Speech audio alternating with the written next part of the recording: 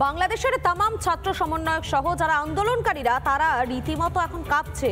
আওয়ামী লীগের প্রত্যাবর্তনে তারা কাঁপছে। শেখ হাসিনাকে যে কোনো মুহূর্তে দেশে ফেরানো হতে পারে, এই আতঙ্কেই তাদের ঘুমটা উড়েছে। আর এই আতঙ্কের মাঝে তারা যেন তেন প্রকারে চাইছেন যাতে এই আওয়ামী লীগকে নিষিদ্ধ করা হয়।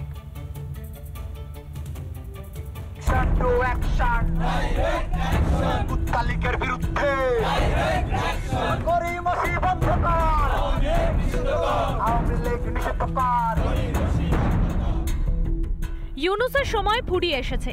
যে কোনো সময় বাংলাদেশে বাঁচতে পারে নির্বাচনের দামামা। আর এমন পরিস্থিতিতে আওয়ামী লীগ ও হাসিনার ভূত দেখছে ডিপ স্টেটের মদতপুষ্ট ছাত্র আন্দোলনকারীরা। আতঙ্ক এমন পর্যায়ে পৌঁছেছে, রাত বিরেতে আওয়ামী লীগ নিষিদ্ধের দাবিতে বেরোচ্ছে মিছিল।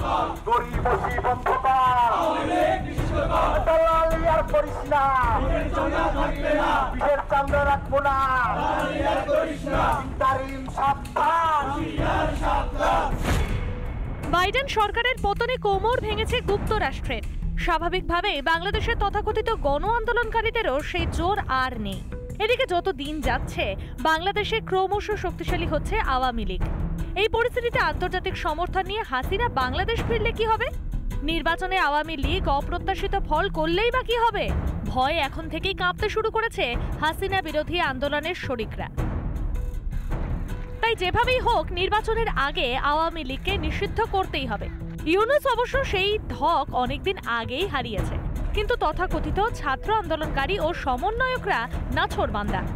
ডক্টর মোহাম্মদ ইউনূস বলেছেন আওয়ামী লীগকে নিষিদ্ধ করার ব্যাপারে অন্তর্বর্তীকালীন সরকারের কোনো ভাবনা নেই। এখনই আওয়ামী লীগ যারা 2000-এর মতো গণছাত্র জনতাকে হত্যা করেছিল তাদেরকে নিষিদ্ধ না করে বাংলাদেশে কিভাবে একটি নির্বাচন আয়োজন করা হয়?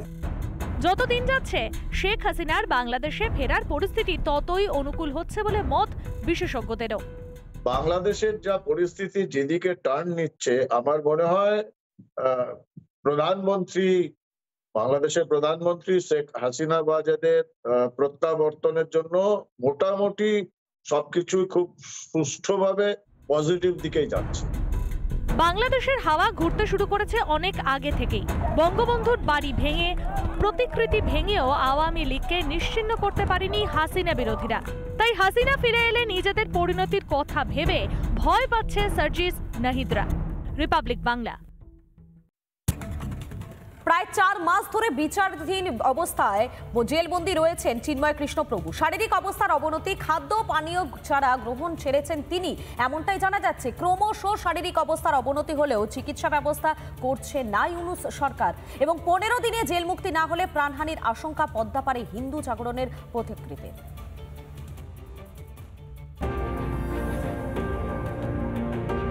4 মাস পেরিয়ে গিয়েছে, এখনো বাংলাদেশে অন্যায়ভাবে জেলবন্দি চিন্ময় কৃষ্ণপ্রভু।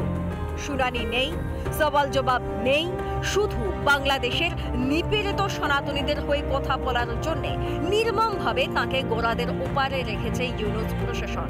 জেলে শারীরিক পরিস্থিতির আরও অবনতি হয়েছে চিন্ময় কৃষ্ণের।